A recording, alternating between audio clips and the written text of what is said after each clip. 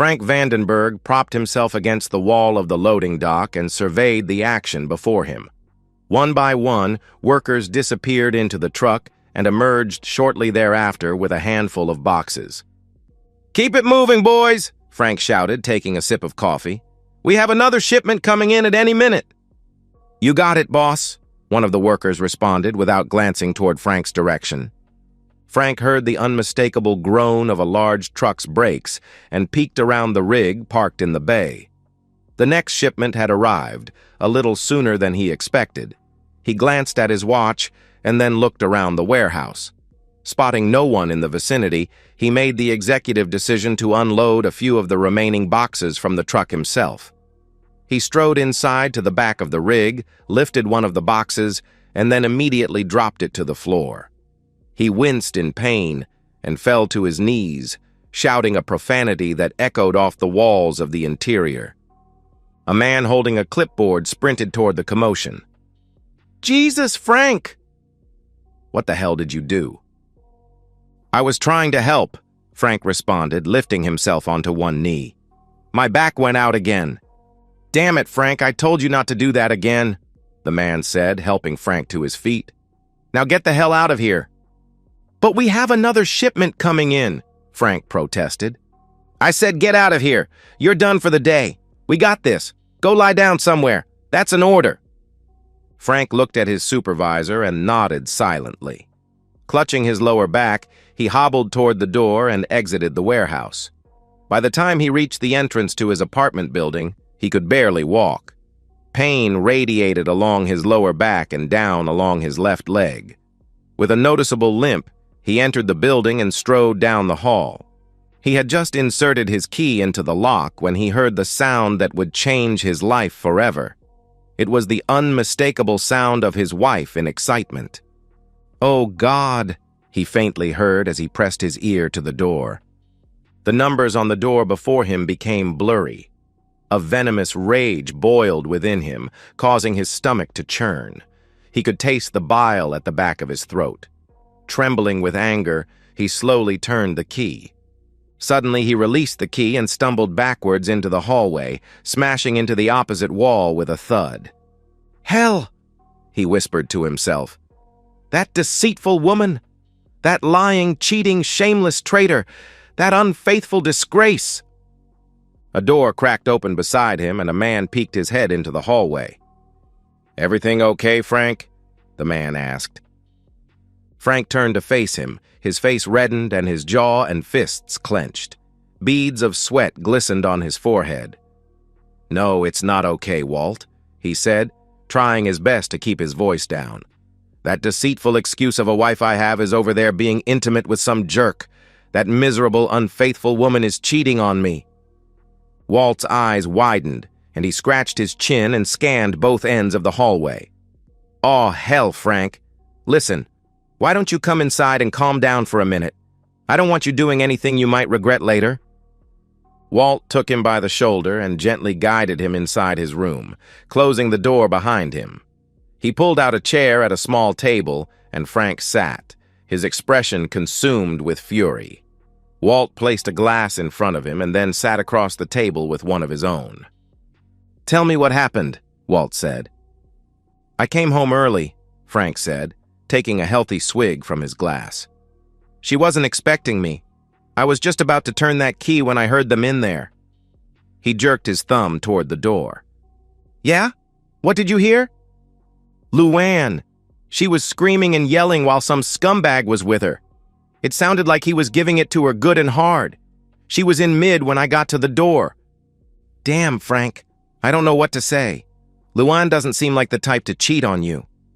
Are you sure about this?" Frank stared straight into his neighbor's eyes. "You don't think I know what my wife sounds like when she's having an excitement?" Walt waved his hands in defense. No, Frank. That's not what I meant. What are you gonna do?" "I'll tell you what I'm gonna do," Frank said, taking another big gulp of liquor. "I'm gonna finish this drink. Then, I'm gonna go across the hallway and beat the living hell out of whoever is with my wife. Then I'm gonna divorce the unfaithful spouse and take everything she has." "Now hold on, Frank," Walt said. You gotta think this through. If you go over there all half-cocked, she could use that to claim you're violent, file a restraining order, and get full custody of the kids. No, no, no. You need to be smart about this. Do it the right way. Frank sat back in his chair and winced in pain. Walt was right, he had to admit. His kids were his world. Janie was 15 years old, but she was still Daddy's little girl. And Marty was just a kid. Only 9 years old, he wouldn't understand what was happening, and he needed his father to guide him through the years ahead and warn him about women like his mother. Divorce was imminent. There was no doubt about that. It would happen on his terms, though. Knowing what he now knew, he held the upper hand. "Frank, are you in?" Frank raised his head and paused for a moment to consider the question.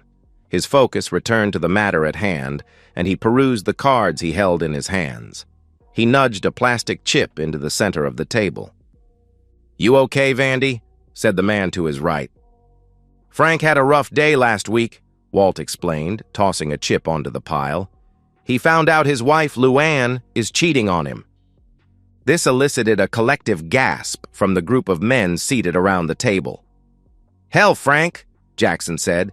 "That's harsh, man. Did you kill the cheating woman or what?" The action of the card game paused as the group leaned in to hear Frank's response. "No, I didn't kill her," he said. "In fact, I didn't even mention it to her." "Well, why the hell not?" Arthur said, shaking his head in disgust. "If it were me, I would have killed her. Don't tell me you're turning into one of those wimpy, willing husbands." The other men chuckled while Frank stared intently at his hand. He tossed another chip into the pile. "Of course not, you jerk. I'm playing it smart." "How so, Vandy?" Arthur asked. "Well, I started by contacting Ray. You know Ray, the guy who owns the electronics store? He gave me a deal on one of those video cameras they use for security. It was pretty expensive, but at this point, money is no object." "Yeah? What did you do with it?" Jackson asked. "Well, I had Ray install it in our bedroom facing the bed." The men chuckled again and exchanged knowing grins. "I know who she's banging," Frank continued. "I knew when she started this new job it would lead to no good. Sure enough, she's banging this scumbag who works with her. I got it all on tape." "Seriously?" Arthur said. "You actually saw them together?" Frank nodded. "I sure did. I sat and watched them for a full hour, going at it like a couple of wild animals. Kissing, touching, then more of the same. They couldn't get enough of each other." "Holy hell," Jackson said with a slight laugh. "Give us some details, man." "What were they doing?" Frank cocked his head and squinted his eyes. "Why the hell do you want to know that?" "I'm just curious," Jackson responded. He looked at the pot of chips in the center of the table and tossed his cards face down. "You don't have to tell us if you don't want to." Frank looked across the table at Walt and studied his expression. "I call," he said, and displayed his cards to the group. "Well, damn," Walt responded, slamming his cards down. Frank smirked and gathered the chips toward him, stacking them by color. "She led him straight to the bed," Frank said, continuing to stack his chips. "Practically pushed him onto the bed, pulled down his pants." "Damn," Jackson said, shaking his head. "That unfaithful cheater." "She sucked his Johnson for a good 5-10 minutes, Frank continued. "Can't remember the last time she sucked mine." "Is he big?" Walt asked. Frank's face contorted into a grimace and he stared across the table for a moment, cocking his head to the side. "Now why the hell would you ask that? Are you some kind of queer?" Walt's face reddened as the other guys laughed. "What? No, I was just asking is all." "Well, they didn't bring a ruler to bed, you homo," Frank said with a smirk. He collected the cards before him and fanned them out, before tossing another chip into the pot. The guys exchanged furtive glances as Frank seemed to drift away into his thoughts. After a long pause, Walt spoke up. "How did he finish it?" Frank appeared to snap out of his funk and he twisted his head once more to the side. He looked at Jackson and then Arthur before settling on Walt. Now, why the hell would you want to know that? Walt's eyes shifted nervously from one man to another. Jackson and Arthur merely shook their heads and chuckled to themselves.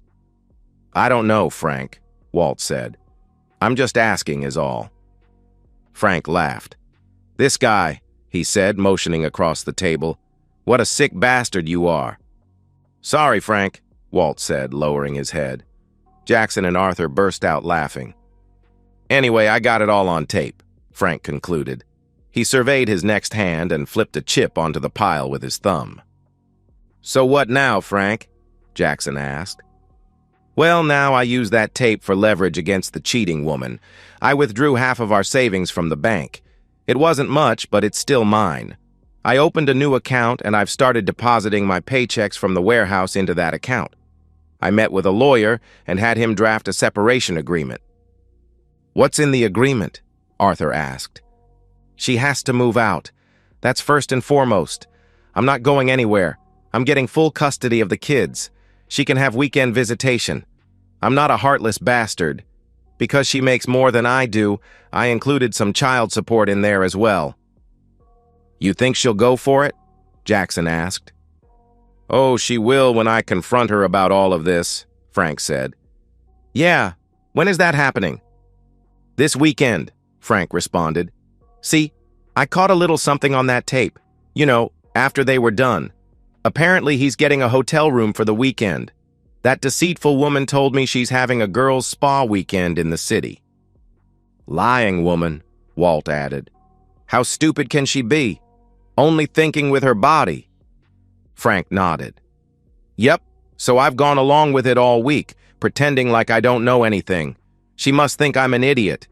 But she'll find out exactly how much of an idiot I am this weekend. Walt held the deck of cards in his hands and stared across the table. Jackson's and Arthur's eyes were fixed on the same spot. Frank sat motionless in his chair, his head cocked backwards, staring at the ceiling with his mouth gaped open. Walt broke away from his gaze and swiveled his head between his two friends to each side. Frank, Walt said. There was no response. Frank, Walt repeated. At last, Frank jolted to consciousness. He looked at his three friends with unfocused eyes. What? Are you gonna deal or what? Walt hesitated, exchanging glances with his friends once more. You gotta tell us, Frank. We're dying to know. What happened this weekend? At the hotel? Frank appeared confused for a moment, but then a smile crept across his face. Oh, it was beautiful, fellas, he said. I got to the hotel at around 8 o'clock. I figured that had given them enough time to get started, you know? I walked right up to the front desk, all cool and casual, and asked the cute-looking girl behind the desk to connect me with Joe Swanson's room. Joe Swanson? That's the guy? Arthur asked. That's the guy, Frank said. Luann had mentioned his first name at one point. I got his last name off the company directory. Smart thinking, Vandy, Jackson added. Frank smiled. Anyway, this scumbag answers the phone. He's breathing all heavy and stuff. Of course, I knew why. So I say, sorry to interrupt, but could you put my wife on the phone? No way, Walt said, slapping the table with his palm and grinning broadly. Frank chuckled. Yep, that's what I said. This jerk pretended he had no idea what I was talking about. So I told him, either you put my wife on the phone or I call your wife and tell her where you are and what you're doing. No way, Walt said. The jerk is married? I noticed his wedding ring during the second or third time I watched the video, Frank said. Walt shook his head and smiled at his friends. Damn smart, Frank. So smart. So he puts her on the phone, Frank continued. Of course, she sounds like she's gonna poop her pants. Her voice is all shaky and stuff. And I say, we're done. Of course, she tells me it's not what it seems, yada, yada, yada. Bunch of nonsense. I tell her if she wants to explain herself, she can meet me back at home when she collects her stuff. Attaboy, Vandy, Arthur said, exchanging grins with his friends. I hightailed it back home and she comes through the door not 5 minutes later. I guess I spoiled their romantic weekend together. Damn straight, Jackson added. Of course, she starts spewing nonsense lie after nonsense lie, denying she's doing anything wrong, claiming she just happened to meet her coworker at this hotel during her girls' spa weekend, blah, blah, blah. Lying cheat, Walt interjected. That's when I held up the videotape. That shut her up quickly. I told the cheating woman the terms of my agreement. I gave her the papers my lawyer drew up. I told her if she doesn't gather her stuff and leave immediately, I'm going to show that tape to her daughter and all her friends at work so that they all know what a cheating woman she is. Arthur and Jackson exchanged a high five across the table, while Walter was left hanging. Janie's going through this rebellious stage and hates her mother anyway, but I know that one cut right through her. Of course, Luann breaks down into tears like a little woman, smearing her makeup all over her face, looking like the cheap woman that she is. Snots ran down her nose and into her lying mouth, begging me to forgive her, actually dropping to her knees and clinging to my legs. Oh, it was a beautiful sight. So, did she leave? Arthur asked. Damn straight she did, Frank said. It took all of my willpower not to kick her in the back as she went out that door, let me tell you. The group burst out laughing. So what now, Vandy? Jackson asked. Well, I gotta sit the kids down and break the news to them. You know, tell them Mommy and Daddy still love them and all that. Of course, the court will decide where they go, and I'm sure the kids will have to choose. I have no doubt that Janie will stay with me. When she does, I bet that Marty will follow her. He's always looked up to his big sister and wants to do whatever she does. Damn, Frank, you really made the best of a bad situation, Walt said. He began dealing with the cards. Frank gathered together the pile in front of him, fanned them out, and smiled. There was a knock at the door. Frank lay in bed, still and quiet. Another knock followed. A voice could be heard from the other side of the door. A key rattled in the lock before the door opened. A lone figure made its way to the other end of the room where Frank was positioned beneath the window, with his back facing the door, curled into a fetal position. The woman, dressed in white from head to toe, jostled him by the shoulder. "Mr. Vandenberg," she said. He remained motionless. She pressed a pair of fingers to a spot on his neck and paused for a moment. She heaved a sigh, shook her head, and then fished a cell phone from her pocket. "Amanda," she said into the phone. "Mr. Vandenberg from room 311 has passed. I'm so sorry for your loss." "Thank you," Jane responded, shaking the man's hand. The man then proceeded down the line and shook the hand of the man standing next to her. "So sorry for your loss," he repeated. "Thank you," Marty said. "And thank you for doing what you did for my dad. I know he really enjoyed it." The man nodded and smiled. "Who was that?" Jane asked after the man departed. "Jay, I think his name is," Marty responded. "Jay Moore. He worked in the supplies department. He used to let Dad back there sometimes. I guess it brought back memories of the warehouse." "I thought he hated that warehouse," Jane said with a sigh. "It reminded him of his failure." "He didn't fail," Marty protested. "Things just didn't work out the way he planned. He was supposed to take over the business from Grandpa. Then Grandpa died and the business collapsed, and Dad found himself out of work. He took the best job he could find."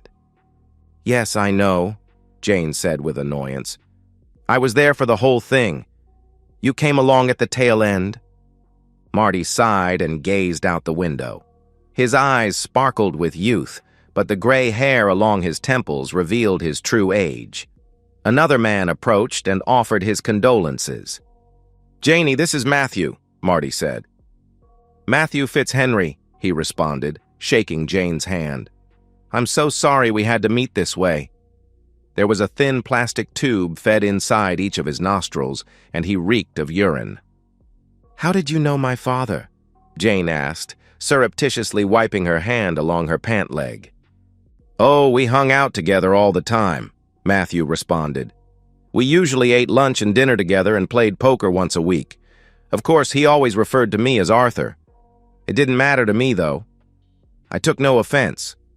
You know, although your father's memory went a long time ago, That man never forgot how to play poker. He was just merciless on all of us." "I'm glad to hear that," Jane said. Another man approached. He was tall and dark-skinned, with a mostly bald head covered with flecks of white. "Randy," he said, extending his large hand toward Jane. "But your dad always called me Jackson for some reason. I suppose he must have known a black guy named Jackson at some point." He chuckled to himself and then coughed. "It's good to see you again," Marty said, shaking Randy's hand. "How is your painting coming along?" Randy smiled broadly. "It's a slow and steady process, but it's coming along. There are 7 of us working on it now." "You need 7 people to create one painting?" Jane asked. "It must be incredibly complex." Randy shook his head. "Nah, it's just a paint by numbers. It's mostly me doing the painting, but I like to have the others around to let me know when I'm painting outside the lines." Jane nodded her head slowly, but it was evident she was humoring him. Randy excused himself, and soon thereafter another man plodded slowly toward them with the aid of a walker. "Jane, this is—" "You can just call me Walt," the man said, extending his hand. "I prefer to remain anonymous. You never know who might be listening around here." Jane and Marty exchanged curious looks as Walt surveyed his surroundings. "I just want to tell you both I cherished your father deeply," Walt continued. "He was a good man, and he had such a vivid imagination. Why, the other fellas and I just loved it when he would tell his stories. He had a new one ready for us all the time, and we would enjoy it so much. He really had a way with words." "I didn't know Dad had a creative side to him," Jane said. "What type of stories would he tell?" "Well," Walt began with some hesitance. "All of his stories were about the same thing, but he would change things here and there to keep it interesting." "And what were they about?" Jane pressed. Walt looked at Marty and then back at Jane. "I don't mean any disrespect to your mom." "Oh, you can freely disrespect her," Jane interrupted. "That's fine with me." Walt smiled. "Well, okay then. See, his stories were all about your mom cheating on him. He would get so angry. You should have seen him. And boy, sometimes he'd get so angry he'd end up killing her. In his stories, mind you. Most times he would just tell us all about how he left her, how he got his revenge, how he divorced her, and things of that nature." "And you actually enjoyed listening to the same stories over and over again?" Marty asked. "We sure did." "Can I ask why?" Walt appeared confused for a moment and looked from one sibling to the other. "Well, I guess you could say we formed something of a club. We all have ex-wives, you see, and they all screwed us over royally. Of course, in real life, we never got our revenge, and our ex-wives ended up with everything. But in Frank's stories, Luann would always get her comeuppance, and Frank would always end up happily ever after with someone much prettier and nicer. I guess you can say we all got our vicarious revenge through your father's stories." Marty cocked his head to the side and squinted. "How sad," he observed. "Yes, well, whatever it takes to get this old man's blood flowing again, you know." They watched as Walt slowly proceeded toward the open casket to pay his respects. Marty glanced over to the other side of the room where his wife and children quietly sat and stared at their cell phones. Jane followed his line of vision and smiled. "How are they doing?" she asked. Marty smiled. "They're good. Ben is finishing up his senior year and will get his degree in the spring. Katie is working at a hospital in the city." "I'm very happy for you," Jane stated. "And how is Samantha?" Jane sighed. "Probably stripping at a club somewhere or off living in a camper with her deadbeat father. Who knows?" "I'm sorry," Marty said. "Don't be. It's what happens when you grow up in a dysfunctional family like ours. If Mom hadn't left us to run off with that jerk, I imagine all our lives would be very different today." "Janie, that was 30 years ago. You have to let it go." "Let it go?" "I'm 45 years old. I've been divorced twice already, and I can't see husband number 3 showing up anytime soon. I'm going to live the rest of my days alone, and it's all that woman's fault." "How is it her fault?" he asked. "She chose her lover over her family. What type of woman does that? And what type of impression do you think that left on me? Everything I know about marriage I learned from that woman." "She had her reasons for leaving Dad, Janie. You can't keep blaming her for the choices you've made in life." "Easy for you to say, Mr. Perfect. Happily married with 2 wonderful kids, you'll never end up in a place like this surrounded by creepy old men." She waved her hands and swiveled her head around the room, and then froze in place. With her hands still held in the air, her jaw dropped and her eyes widened. "I cannot believe she showed up here." The woman strode toward them, looking solemn yet smiling politely. Still beautiful in her old age, she was dressed immaculately and carried herself with a quiet dignity. She kissed and hugged Marty, and then turned toward her daughter.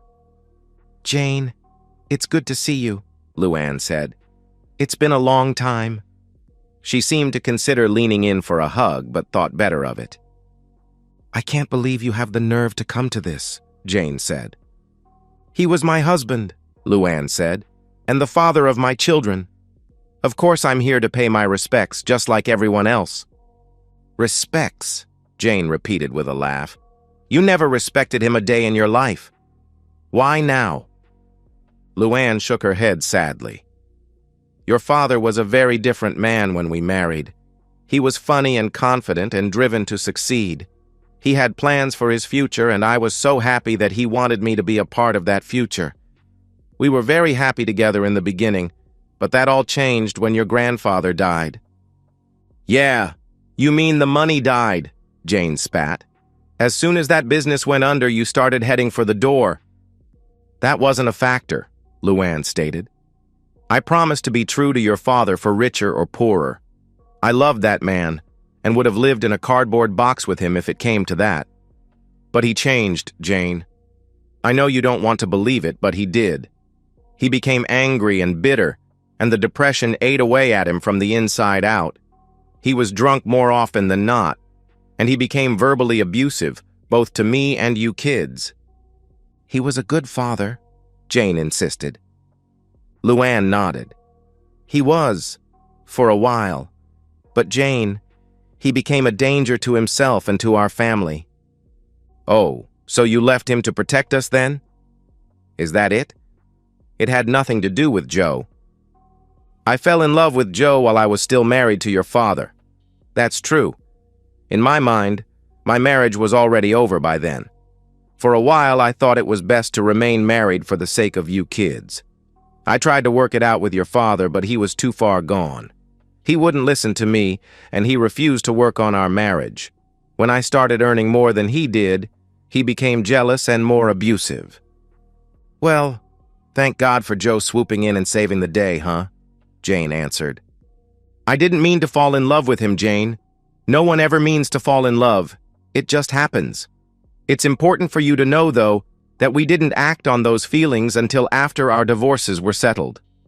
Despite what your father has told you, I never betrayed him." "Nonsense," Jane spat. The 2 women stood for a moment, staring at each other. The daughter's expression was filled with rage, while the mother's showed pity. At last, Luann turned to face her son. "Thank you for everything you did for him," she said. "I know how difficult it must have been for you. But I know that your father appreciated having you visit him so often." "Even though he didn't always know who I was," Marty chuckled. "And when he did recognize me, he thought I was 9 years old." Luann smiled. "He always loved you, Marty. You were the bright light in his gloomy world." They embraced once more, and Luann strode toward the casket. She lowered herself to her knees and placed her hands gently on the side of the casket. She placed a hand on her ex-husband's chest and held it there for a moment as she gazed at his face. Her eyes watered, and she swallowed hard. "My sweet husband," she whispered. "After all this time, the anger is gone. You've finally found peace." And that's the end of today's story. If you enjoyed it, please give this video a thumbs up and drop a comment below. Your support helps the algorithm push my content further. If you're new to the channel, don't forget to hit that subscribe button. It really helps me keep creating more stories for you. Thanks for watching, and I'll see you in the next one.